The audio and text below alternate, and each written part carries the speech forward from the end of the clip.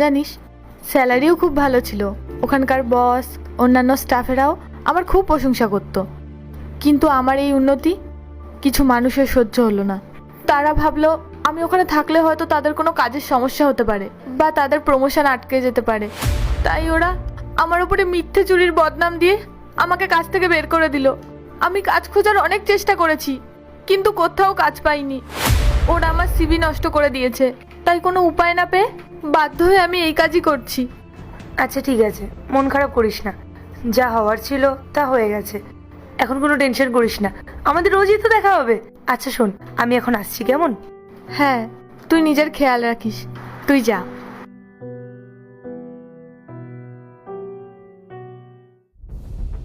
এই যে শোন, তুই যে ম্যাডামের নাম ধরে ডাকছিলি, তুই জানিস উনি কে? কেন জানবো না? ও তো আমার ছোটবেলারই বান্ধবী। আমরা তো স্কুল কলেজে একসাথেই কাটিয়েছি। তারপর পরিস্থিতির চাপে পড়ে যোগাযোগ বন্ধ হয়ে যায়, আর আজ এতদিন পর ওর সাথে দেখা। ও তো এই কোম্পানির ম্যানেজার। ম্যানেজার? তুই সত্যি বিশ্বাস করলি উনি এই কোম্পানির ম্যানেজার? উনি হচ্ছে এই কোম্পানির মালিক। পায়েল ম্যাডাম তোকে সত্যি কথা বলেনি, কারণ উনি জানতেন যদি উনি সত্যিটা বলেন তাহলে তুই ওনার কাছ থেকে সাহায্য চাওয়া শুরু করে দিতি। আপনি কি বলছেন এসব? ও কেন আমার থেকে পরিচয় লুকাবে?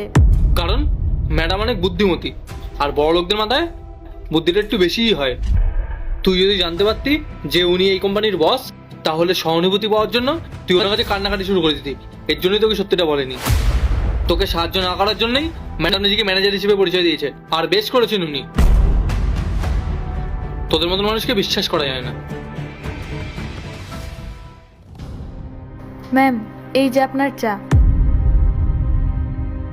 যদি আরো কিছু লাগে জানাবেন। রিয়া, এই ম্যাম বলাটা একটু বেশি হয়ে যাচ্ছে না? ম্যামকে ম্যাম বলবো না তো আর কি বলবো? আপনি তো এই কোম্পানির বস, এটা জানতে আর আমার বাকি নেই। মানে কি বলছিস তুই? অভিনয় করার দরকার নেই পায়েল, আমি সব জেনে গেছি। তুই কেন আমায় মিথ্যে বলেছিলি? তুই কি ভেবেছিলি পায়েল, আমি যদি জানতে পারি তুই বস, আমি তোর কাছে হাত পাতবো, কাঁদবো, বলবো আমার সংসার চলছে না, আমার ঘরে খাবার নেই, আমার স্বামীর চিকিৎসা হচ্ছে না? কেন আমার থেকে লুকাতে গেলি পায়েল? লোকে বলে বাইরের মানুষরা নাকি বদলে যায়, এখন তো দেখছি নিজের মানুষরাও বদলে যায়। বাইরে যখন তোর সাথে দেখা হয়েছিল আমি খুব খুশি হয়েছিলাম, ভেবেছিলাম পুরনো বন্ধুকে ফিরে পেলাম। কিন্তু আজ বুঝলাম আমাদের বন্ধুত্ব অনেক আগেই শেষ হয়ে গেছে। আমাদের মতো গরিবদের বন্ধু হয় না। পায়েল, আমি তোকে আপন ভেবেছিলাম, কিন্তু তুই আমাকে পর করে দিলি। রিয়া, তুই এসব কি বলছিস? তুই সত্যি